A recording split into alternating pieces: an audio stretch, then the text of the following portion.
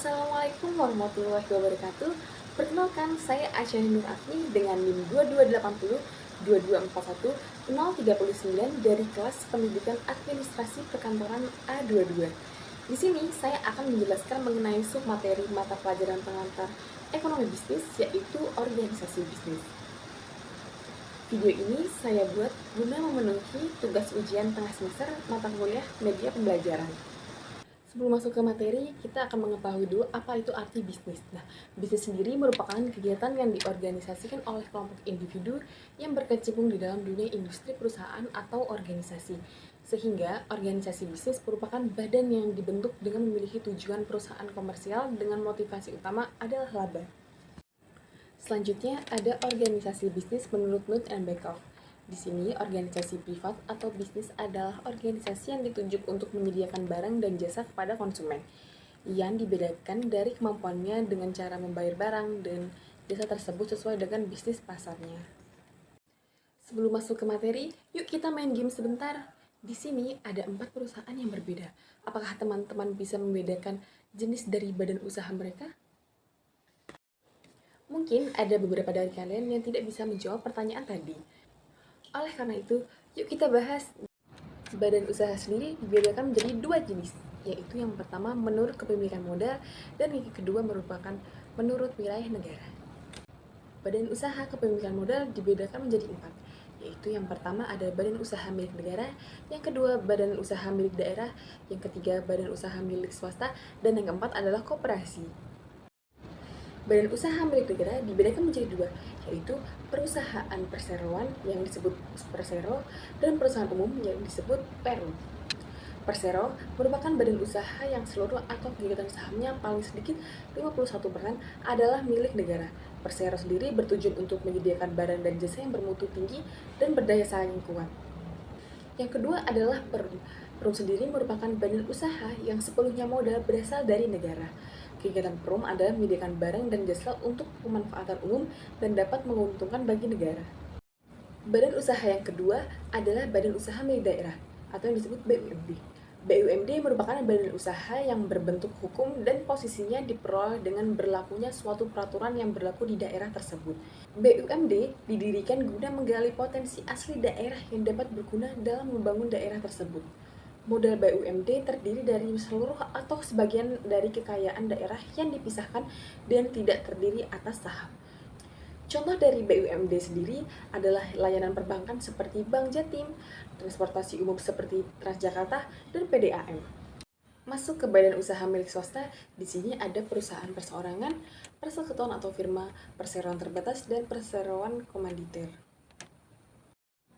Jenis perusahaan yang pertama dari BUMS adalah perusahaan perseorangan, di mana perusahaan ini didirikan oleh satu individu yang memiliki kecukupan modal untuk melakukan kegiatan bisnis. Pemilik dari usaha ini sepenuhnya menjalankan dan mengambil keputusan perusahaan dengan keuntungan dan kerugian ditanggung secara mandiri. Di sini ada kelebihannya, yaitu pertama, mudah dibentuk dan sederhana. Kedua, pemilik usaha berhak sepenuhnya atas keuntungan yang didapatkan. Ketiga, fleksibel dalam keputusan harian. Kelemahannya adalah sumber daya yang terbatas, kerugian sepenuhnya ditanggung oleh pemilik usaha, dan yang terakhir hanya bergantung pada pola pikir satu individu saja. Kedua, ada perusahaan persekutuan atau firma. Nah, perusahaan ini merupakan organisasi bisnis yang memiliki 2 atau lebih yang menjadi pemilik usaha, sehingga penanggung jawab serta hak akan diputuskan secara bersama. Kelebihan dari firma ini adalah ketersediaan modal yang banyak, memiliki kemampuan untuk tumbuh dan berkembang, memiliki bermacam keterampilan dan keahlian. Sedangkan kelemahannya adalah lemahnya pengambilan keputusan dan tanggung jawab yang tidak terbatas. Badan usaha yang ketiga dari BUMS adalah perseroan terbatas atau yang kita sebut PT. Nah, perusahaan ini dianggap sebagai suatu badan hukum yang digunakan untuk mendirikan perusahaan di Indonesia. Pada organisasi bisnis ini, modal didapatkan dari pemegang saham. Ciri khas dari perseroan terbatas adalah tanggung jawab pemegang saham tergantung dari jumlah modal yang disetorkannya. Nah, kelebihan dari PT ini adalah ada kemungkinan memperjualbelikan saham yang dimilikinya. Kedua, mudah memperoleh pinjaman dengan nomina yang besar. Selanjutnya, ada kemungkinan pemilik ahli teknologi dan ilmu karena pemegang saham dapat dengan mudah menyewa tenaga manajemen profesional. Sedangkan kelemahan dari PT sendiri adalah modal yang tidak sedikit. Kedua, adanya pembayaran pajak ganda yang harus dibayar oleh pemegang saham. Karena harus membayar PT itu sendiri, kemudian dividen yang diterima dan pajak individu. Yang ketiga, adanya mayoritas dan minoritas akibat pemilikan saham. Badan usaha terakhir milik BUMS adalah CV. Nah, CV ini merupakan badan usaha persekutuan yang didirikan oleh 2 orang atau lebih dan didasari atas kepercayaan. CV dibangun oleh pendiri yang ingin melakukan kegiatan usaha dengan modal yang terbatas. Kelebihan dari CV sendiri ini adalah CV sudah dikenal masyarakat luas, sehingga mempermudahkan perusahaan untuk mengikuti berbagai macam kegiatan. Yang kedua, pajak hanya 1 kali pada badan usaha saja. Pembagian keuntungan tidak perlu dilakukan pajak kembali. Kemudian, kelemahan dari CV adalah pendirian yang sulit karena memerlukan syarat yang cukup banyak. Kemudian, resiko kehilangan aset yang tinggi karena pemilik bertanggung jawab secara pribadi atas utang perusahaan. Jenis badan usaha terakhir menurut kepemilikan modal adalah koperasi. Koperasi merupakan badan usaha yang beranggotakan sekumpulan orang atau badan hukum yang memiliki kepentingan bersama. Modal dari koperasi sendiri adalah dari barang pokok, simpanan sukarela, dana cadangan, serta hibah anggota. Koperasi sendiri memiliki berbagai jenis, yaitu koperasi sifat pinjam, yang merupakan koperasi yang bergerak dalam bidang simpanan dan pinjaman. Yang kedua adalah koperasi produsen. Koperasi ini berisikan pengusaha UMKM dengan kegiatan penggandaan barang dan baku usaha.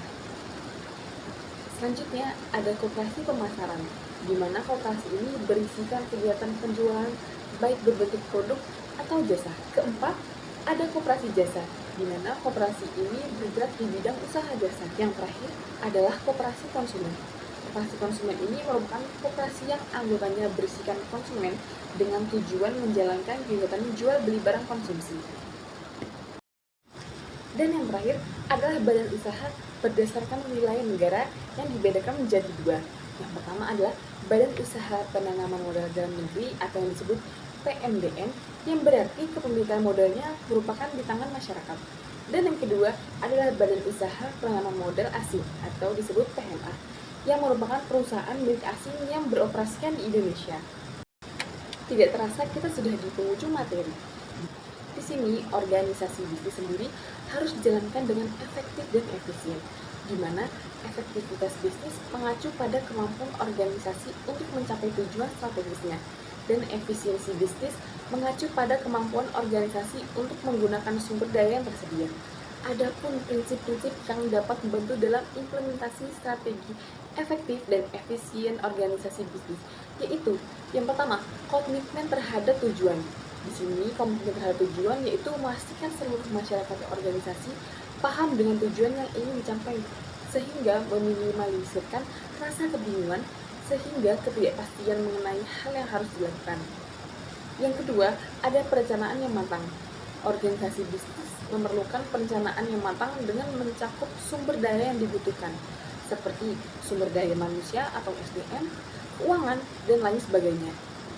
Kemudian, yang ketiga adalah mengalokasikan sumber daya yang bijaksana. Organisasi bisnis perlu mengalokasikan sumber daya dengan mempertimbangkan faktor yang dapat mengaruhi berjalannya organisasi bisnis, seperti biaya, waktu, dan tenaga kerja. Dan yang keempat, ada kontrol dan evaluasi. Sebuah kontrol dapat menentukan apakah strategi yang diterapkan pada organisasi bisnis berjalan sesuai dengan keinginan atau tidak. Kemudian, evaluasi dapat dijadikan landasan dalam mengukur tingkat kinerja organisasi dan dapat menjadi landasan dalam pengambilan keputusan untuk periode selanjutnya. Nah, setelah mendengarkan penjelasan saya, tentunya kalian bisa menjawab pertanyaan yang saya ajukan pada awal presentasi. Menurut kalian, apa jawabannya? Kalau kalian menjawab pertanyaan itu sesuai dengan apa yang sudah aku tuliskan di sini, berarti kalian benar. Setelah kita mempelajari materi tadi, dapat disimpulkan bahwa organisasi bisnis merupakan badan yang dibentuk dengan memiliki tujuan perusahaan komersial dengan motivasi utama adalah laba. Di Indonesia sendiri, organisasi bisnis dapat dibedakan menjadi 2 jenis, yaitu menurut model kepemilikan dan milik negara, serta menurut kepemilikan modelnya dapat dikategorikan dengan badan yang dimiliki oleh negara, daerah, swasta dan berdiri sendiri seperti koperasi. Adapun beberapa prinsip yang dapat dijadikan landasan sebuah organisasi bisnis untuk mencapai tujuannya, yaitu komitmen terhadap tujuan, perencanaan yang matang, mengalokasikan sumber daya yang bijaksana, dan kontrol dan evaluasi. Mungkin itu saja yang dapat saya sampaikan, kurang lebihnya mohon maaf. Jika kalian ada pertanyaan, bisa langsung tanyakan di kolom komentar. Terima kasih sebelumnya. Wassalamualaikum warahmatullahi wabarakatuh.